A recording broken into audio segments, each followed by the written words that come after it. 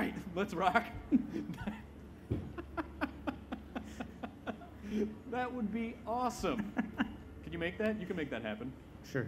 All right. What are you doing after this?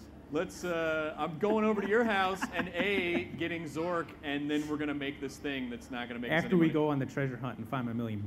After we find your $1 million from all those games you developed before. So let's take a couple questions from you guys. Yes, sir. I see.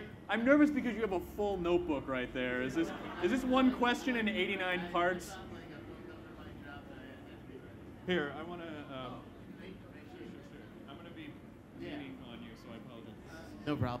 So my question is, you seem to have done a lot of early networking work in games, and networking ended up being so, seeing that it started out sort of as a strategy game.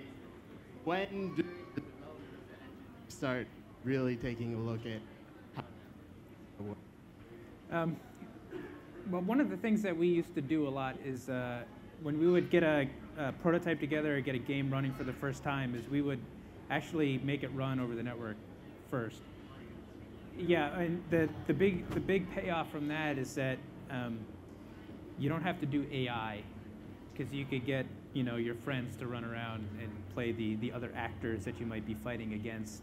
And it's also good to get everybody, because like if you're playing with like 8 people and there's something somebody doesn't like about it, like doesn't work right, or maybe you gave somebody an unfair advantage, they whine about it incessantly until you fix it, which the computer never does. So I never thought about that before, about workshopping games. I mean, you have to workshop, if you're doing stand-up, you have to go Yeah. workshop material. This doesn't work, you get immediate crowd response. So Yep. it never occurred to me, even though it seems incredibly obvious. yeah, so if somebody thinks that one weapon is unbalanced and they get killed by it, they're gonna like get in your face and be like, dude, man, you gotta change that thing because I got fragged. Do you 3 actually times." change stuff based on one person's complaint, or is Depends on who the person is, but yeah, we'd sit around and play, and if somebody thought something was unbalanced, we'd talk about why it was unbalanced or why somebody didn't like something, and that was kind of like our version of focus testing, I guess, which worked because we were our own target market. It was also a version of guys sitting around talking about their feelings as well. Did you have a question? Yeah. Hello. All right.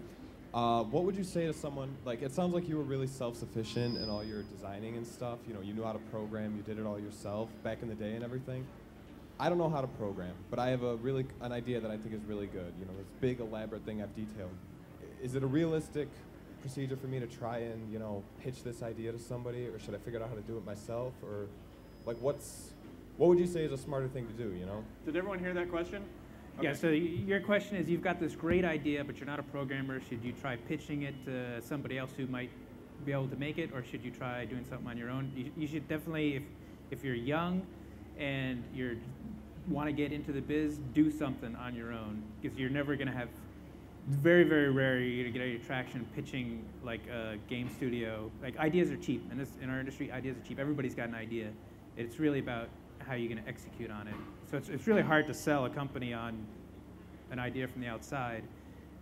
And if you want to get in, it's really great to have something that you've done on your own. So if you've got a great idea, figure out a way to find some friends, or if you're in a class with other people that have like interests, it's awesome if you can do something on your own, even if it's simple, but gets your idea across. And you can always, I think you can go onto sites like Elance, and you can essentially outsource, your ideas to other people, and to sort of fill in the blanks where you don't know how to program. You can. Yeah, and even like if I don't know if you've seen Congregate, but there's community sites like that where you can find other people that want to work on games, do different things.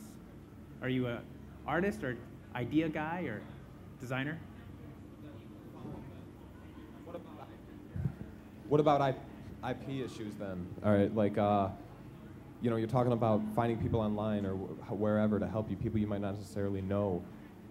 How do you protect yourself from somebody just taking your idea and running with it? Yeah, I guess that's something to worry about these days. But honestly, if you're getting started, the most important thing is to be able to produce something. And that's a risk everybody has to take. Put the little copyright message on every doc you create, and try and figure out if the people you're going to work with are trustworthy. Is there anything like the like in the entertainment business, we have the WGA. You can go register your idea. Is there anything for game developers like that where you can register, or is it just a question of typing out the idea, mailing it to yourself, and just sort of using that as your notarized? Well, you can send stuff to the Copyright Office, you know, if you. Oh, if you- USPTO.gov. Yeah. Yeah. I don't think we have an industry group that sort of watchdogs ideas, not that I know of. So maybe just mail the idea to yourself or register it with the yeah. Don't just hook up with anybody. That's like anything on the internet. You don't just go on Craigslist and find the first taker. You gotta at least exchange a couple photos. Maybe a little meet and greet. Are there any other questions before we wrap it up? We have one more question over here. Hi, I used to actually work for gaming in the gaming industry, and we used to have a saying that you either build games, you either play games, or you have a social life, and so it's like a tripod. I was wondering how you felt about that statement and how that fit into your life right now. So wait, what are the three corners of that you triangle? either build games, you play games, or you have a social life. There's sort of an extension. I know. I work in animation, and there's a thing where they say you have time, money, and quality, right? And you're only ever given two. Yes. So I think it's a similar question. Right. Where you fall on that triangle is directly related to your age. When you're young, you play games, and you don't do too much of the making games, and you try to have a social life but don't sleep. And as you get older, your social/family life becomes a little bit more important. And in the middle, you have no social life. You're just making games and hopefully trying to play some every now and then.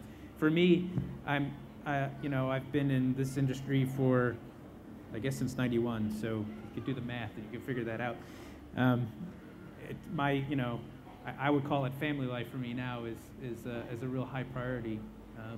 And making games is my craft, which is what I want to do professionally, and I try to balance those two things out. And if I have spare time to play games, I do it. But I'll be honest, I play a lot of games, but I rarely finish any. The last game I finished was Puzzle Quest, which will date for you. I don't even know Puzzle Quest. It's awesome. What is it? You played Bejeweled? Oh yeah. Okay, now imagine playing Bejeweled in a D&D campaign. Done. I'm on board. All right. I'm on board. Easy sell. Oh, is it Warcraft now? It's World of Warcraft? So you can actually go into World of Warcraft and then play Bejeweled? Yeah. That is going so deep into the nerd hole. I love it. Oh my God. Listen, I would like to thank you guys for coming out and thank Mr. Alex Seropian for being here and talking to us inside the Gamers Studio. Thank you. Thank you. Thank you to Science Chicago and Wired. And look for your stuff online. Thanks, everybody.